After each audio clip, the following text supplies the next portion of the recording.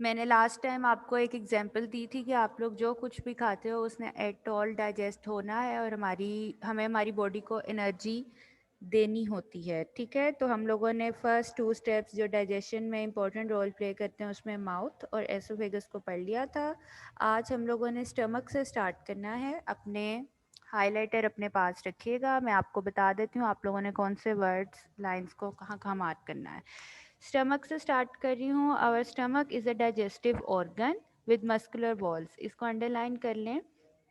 It mixes the food with digestive juice. अब यहाँ पे जूस का वर्ड आया है तो आप लोगों ने ये नहीं समझना कि ये स्लाइस या शेज़ान और पता नहीं कौन कौन से जूस हैं। बेटा हमारा स्टमक जो है एक स्पेशल जूस ट्रीट करता है जिसको हम लोग डाइजेस्टिव जूस का नाम देते हैं। इसका काम क्या होता है, जो हम लोग फूड खाते हैं जब हमारे वो स्टमक में एसोफेगस से होके आती है, डाइजेस्टिव जूस जो है उस फूड को डाइजेस्ट करने में हेल्प देता है, ठीक है। The digestive juice begins the digestion of proteins. इसको अंडरलाइन करें। प्रोटीन्स आप लोग खाने में क्या खाते हो, मीट खाते हो, एग, मिल्क, पल्सेस यानी कि दालें वगैरह, इन सब में प्रोटीन्स प्रेजेंट होती हैं। तो डाइजेस्टिव जूस जो है प्रोटीन्स को डाइजेस्ट करता है। The food spends about 4 hours in the stomach. इस लाइन को मार्क कर लें। जो हम लोग खाना खाते हैं वो आप लोगों के स्टमक में एटलीस्ट 4 आवर तक स्टे करता है। इसलिए कहते हैं कि थोड़ा गैप रख के खाना खाना चाहिए, बार बार खाई नहीं जाना चाहिए, ताकि स्टमक जो है अपना फंक्शन सही से प्रॉपर परफॉर्म कर सके।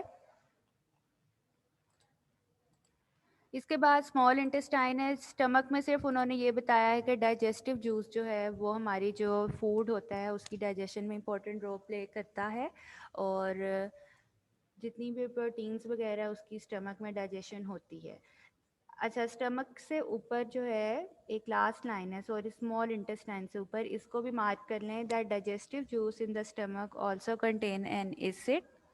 हमारे जो डाइजेस्टिव जूस जो स्टमक में प्रेजेंट होता है वो एक एसिड भी उसमें प्रेजेंट होता है। उस एसिड का नाम HCl होता है और ये डाइल्यूट फॉर्म में हमारे स्टमक में प्रेजेंट होता है, ठीक है। इस एसिड ने क्या करना होता है, जर्म्स को किल करना होता है जो हमारी फूड में प्रेजेंट होते हैं, और ये डाइजेशन में भी रोल प्ले कर देते हैं, ठीक है। आप लोग एसिड के ऊपर HCl लिख सकते हैं जैसे मैंने लिखा हुआ है, नहीं तो एसिड ही रहने थे। HCl कहते हैं हाइड्रोक्लोरिक एसिड को।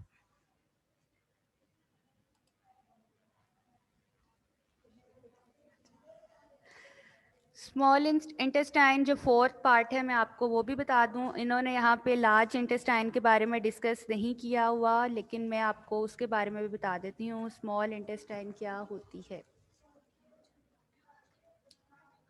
कि फर्स्ट लाइन आप लोग मार्क करें। As food leaves our stomach it moves into the small intestine. देखिए आप लोगों ने फूड जो खाना स्टार्ट की थी वो माउथ से स्टार्ट हुई थी, माउथ से एसोफेगस में गई थी, एसोफेगस से थर्ड स्टेप में वो स्टमक में गई थी, और स्टमक से स्मॉल इंटेस्टाइन में गई थी। अब स्मॉल इंटेस्टाइन में क्या होता है, स्मॉल इंटेस्टाइन इटसेल्फ होती क्या है। उर्दू में हम लोग स्मॉल इंटेस्टाइन को छोटी आंत का नाम देते हैं, ठीक है। It is a long thin tube. इसको अंडरलाइन करें स्ट्रक्चर वाइज कैसी होती है। It is a long thin tube coiled inside our abdomen. मैं आप लोगों को प्रीवियस पेज पे लेके जा रही हूँ डायग्राम में। आप लोग ये डायग्राम में देखें, आपको स्मॉल इंटेस्टाइन की लेबलिंग नज़र आ रही होगी। क्वाइल लाइक स्ट्रक्चर है और ये काफ़ी ज़्यादा लॉन्ग होती है, ठीक है। इसी के साथ उन्होंने बाहर लेबलिंग लार्ज इंटेस्टाइन की हुई है। ये नेम से पता चल रही है कि लार्ज होती है, और स्मॉल से आपको पता चल रहा है स्मॉल, लेकिन ये थिन लाइक ट्यूब्स होती हैं, ठीक है। अब स्मॉल इंटेस्टाइन का काम क्या होता है, final digestion of carbohydrates, fats and proteins. आप लोग जो खाना खाते हो उसमें कार्बोहाइड्रेट्स, फैट्स और प्रोटीन्स शामिल होती हैं। इनकी जो फाइनल डाइजेशन होती है वो स्मॉल इंटेस्टाइन में होती है। अब स्टमक ने जो खाना डाइजेस्ट किया है उसका रिमेनिंग पार्ट स्मॉल इंटेस्टाइन में आ जाता है, वहाँ पे फाइनल डाइजेशन का प्रोसेस होता है।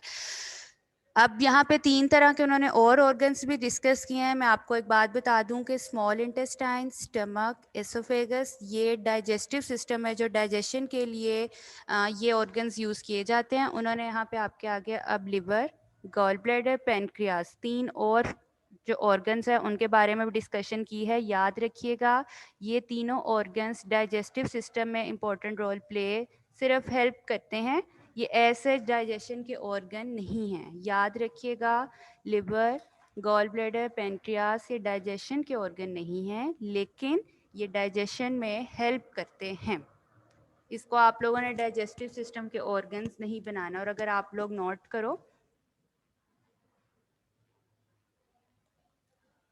तो आपको मैं लाइन मार्क्स करवाने लगी हूँ। स्मॉल इंटेस्टाइन की जो थर्ड लाइन लिखी हुई है, 3 organs help in the digestion of food here, these are liver, underline it, pancreas and wall of the small intestine. अब ये वर्ड बोलने, लिवर तो आप लोग बोल सकते हैं, जो दूसरा ऑर्गन वो है पेनक्रियास, बोलें इसको सारे।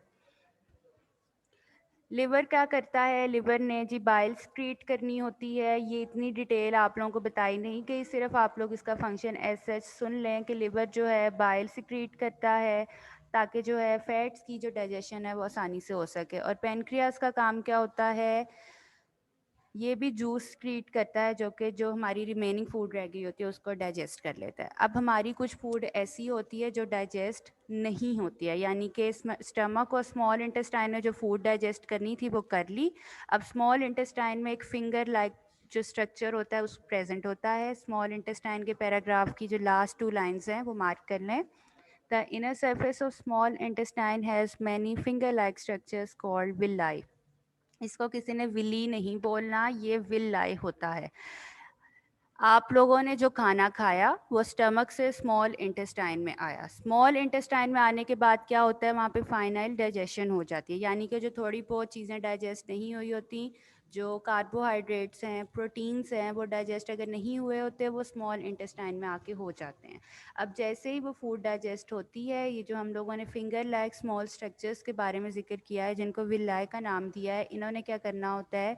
उस फूड जो फूड पार्टिकल्स होते हैं वो विलाई के थ्रू हमारी ब्लड में जाते हैं और ब्लड के थ्रू हमारे डिफरेंट जो है बॉडी पार्ट्स तक पहुंच जाते हैं और हमें एनर्जी मिल जाती है। खाना खाने से एनर्जी ही मिलती है ना, वो इस तरीके से मिलती है।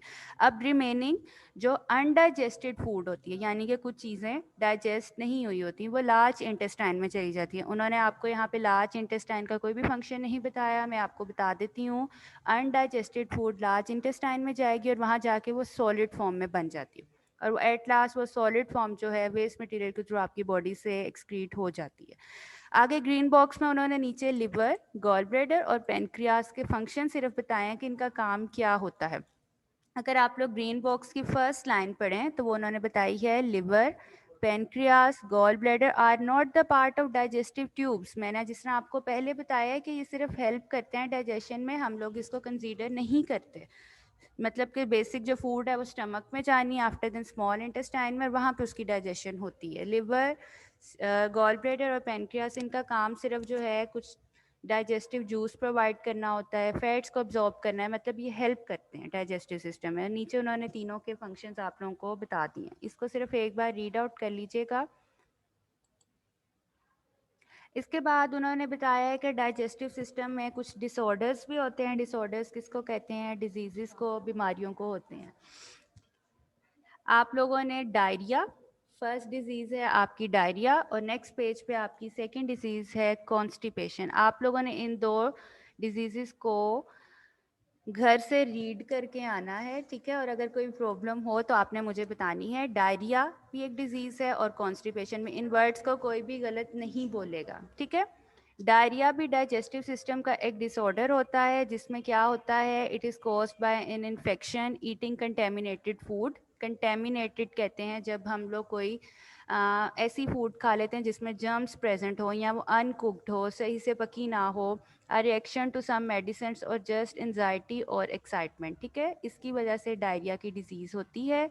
Some of the most common symptoms of diarrhoea are, आप लोग जो पेज नंबर 11 की लास्ट 2 लाइंस लिखी हुई हैं इसके ऊपर आप लोग पेन के साथ हेडिंग दे दें सिम्टम्स। सिम्टम्स कहते हैं निशानियों को, यानी कि क्या हम लोगों को सिम्टम किसी भी डिजीज़ की नज़र आती है वो उन्होंने डायरिया के नीचे बताई है। आप लोग सिम्टम्स की हेडिंग पेन के साथ दे दें, मार्कर यूज़ मत कीजिएगा बुक पे।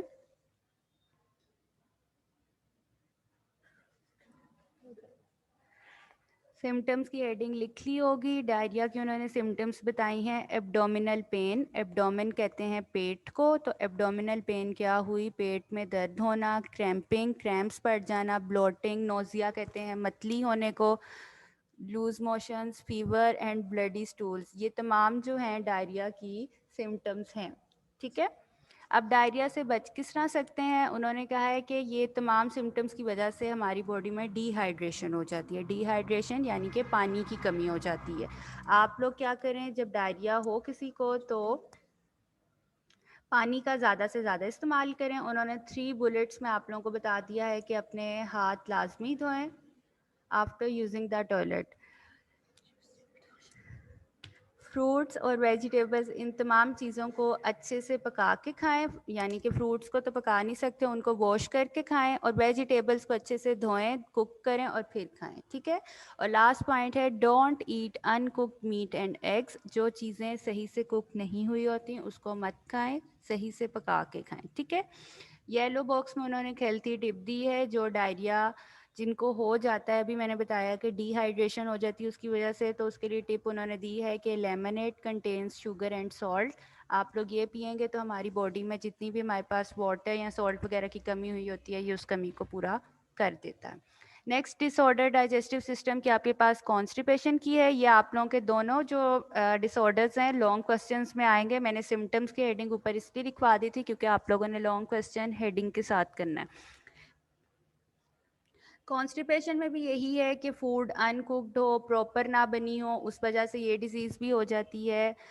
और इसके बाद ये रीज़न किस वजह से होती है कि आप लोग जो फूड लेते हो वो फाइबर्स उसमें कम होते हैं, या आप लोगों की कोई फिज़िकल एक्टिविटी की कमी की वजह से, पानी ज़्यादा ना पीने की वजह से ये बीमारी जो है हो जाती है। डिज़ीज़ नहीं है, ये थोड़ा टाइम लेती है, मेडिसिन्स, और अगर आप लोग अपनी डाइट इम्प्रूव कर लें तो उससे जो है ये ठीक हो जाती है।